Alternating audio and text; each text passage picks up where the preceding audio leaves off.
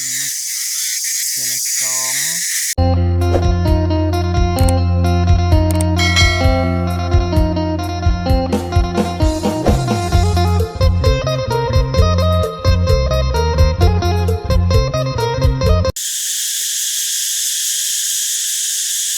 สบายดีพี่น้องมื้อนี้มาเข้าป่าติดแมงจักจั่นถ้ามือฝนสิตกแล้วแมงอีที่เหยนี่โอเคใช้ตรงอย่างมาเนาะโอ้ห้องลายเลยพี่น้องมันยังห้องอยู่สูงตอนเช้าพวก7 โมงกว่าอยู่ในป่าแคมป์บ้านเนี่ยมาเด้อพี่น้องเด้ออยู่ชีวันมันอยู่สูงนะมันบ่ทันลงต่ำ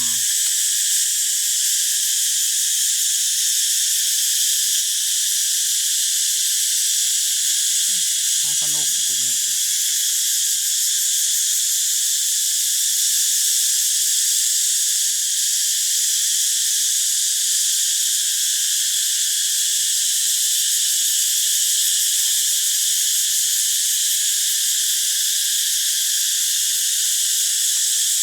เดี๋ยวอยู่กุ๊กตี้อยู่พี่เด้ไหนมาแหละนี่เดี๋ยวตัวนี้นี่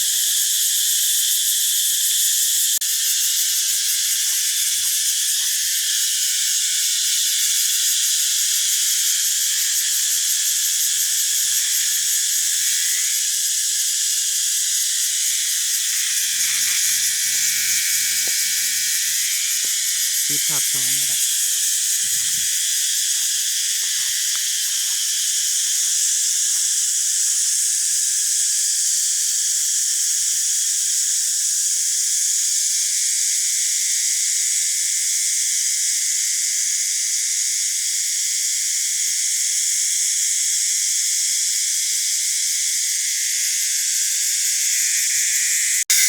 ตอนนี้เฮากระดังไฟเตามันก่อนมันจะติดอ่ะ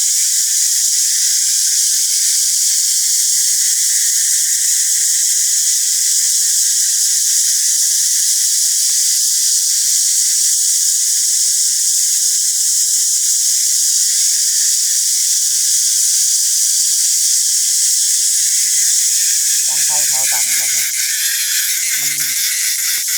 เบื่อเหนียวเลยเราต้องดังมันนอดล้นมันนอดก่อน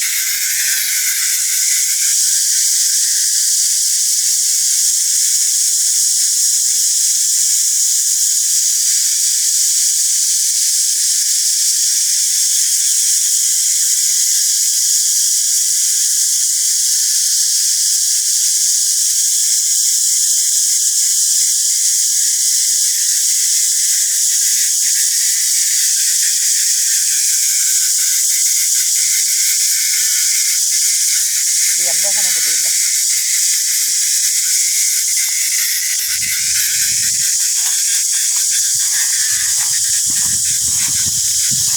เตรียมให้มันติดแบบ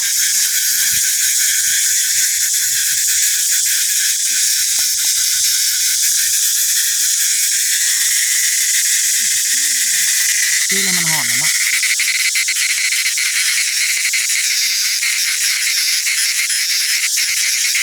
ยางตัวเขาบักมันนั่นแหละพี่น้องเขาซื้อน้องเขาบางหนึ่ง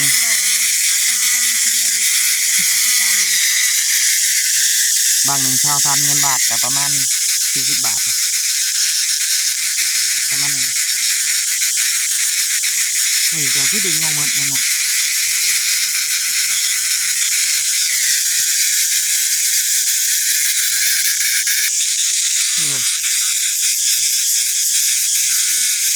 ที่ดิไม่ได้ไงเดี๋ยว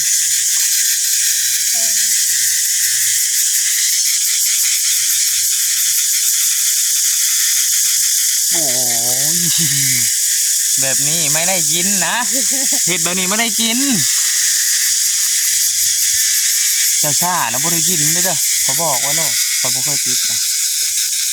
นี่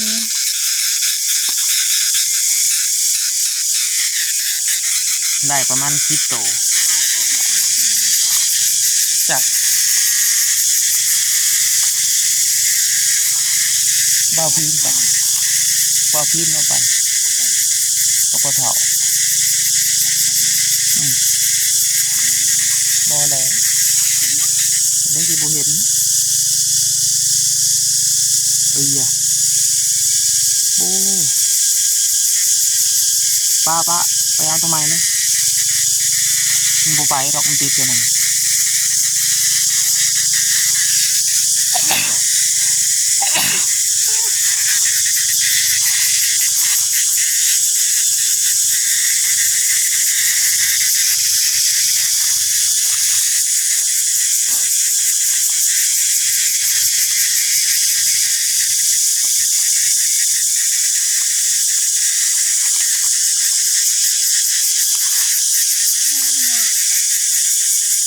นี่ลงนี้ด้วยไปยังแนมเห็นเนี่ย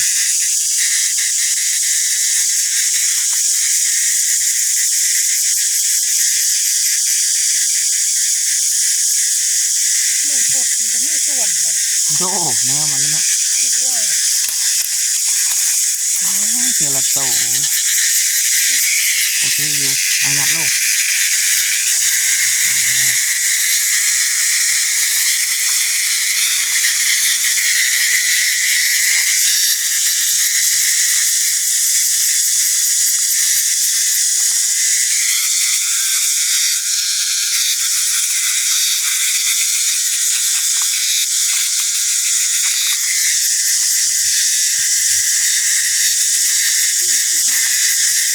นี่ค่ะข้างในดิข้างในดิข้างหลังค่ะดิโอ้โอ้นี่เลยไม่เห็นบริห้องนะแหนมึงดีๆโอ้คันแดดยังจะบ่ได้โลกเขาจะบอก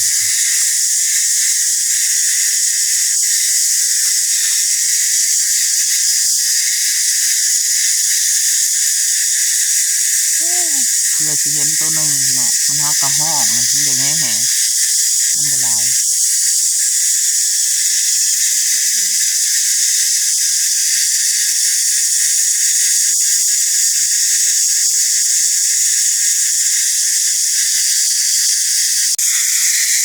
เดือนละ2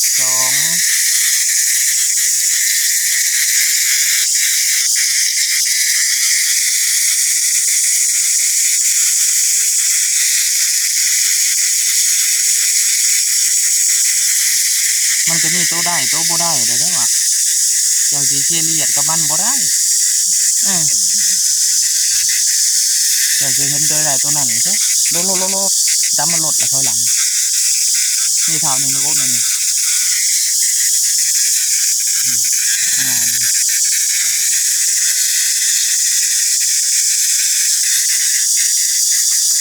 พอที่ไม่เห็น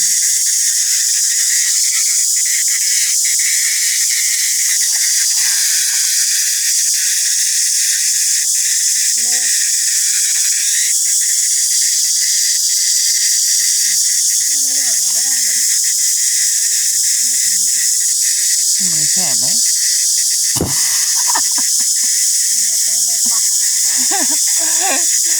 โอ้ยติดกับบ่ถึงแม่งอันนี้แรงแสงบ่เอาเธอ2-3เขาบอกเลย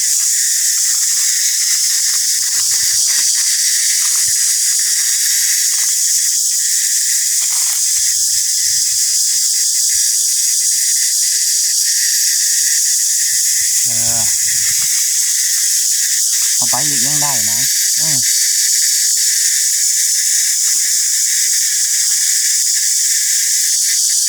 ปึ๊บป้าจะมันบิดมาติดเองเลยรุ่นดู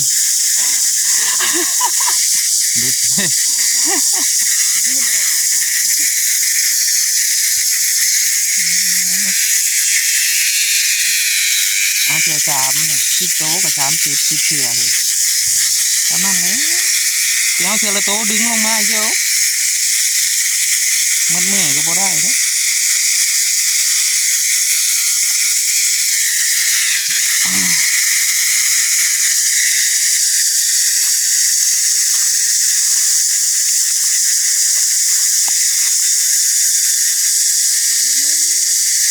ผมมันแดดเนี่ยบ่เห็นหงเลยเนาะไปกกไม้ก่อนตัวเวียนไปเวียนมาไปนี่นะ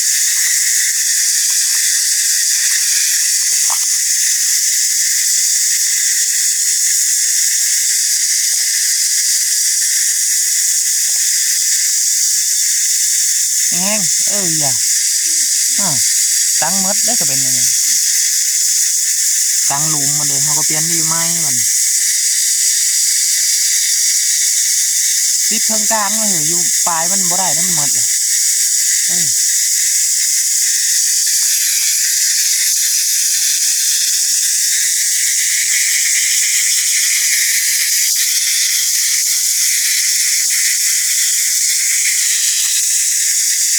ือก็อยากสั่นเลยน้องทั้งติดทั้งเก็บทั้งติดอยู่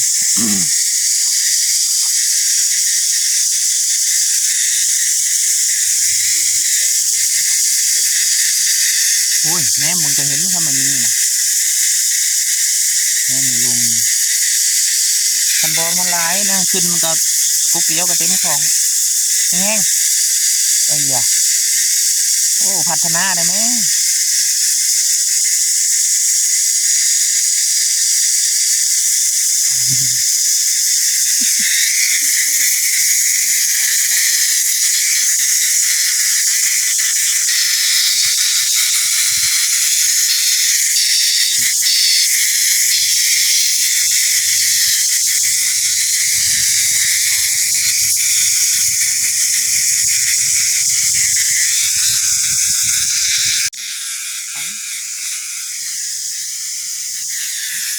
ได้เท่านี้พี่น้องประมาณชาวโต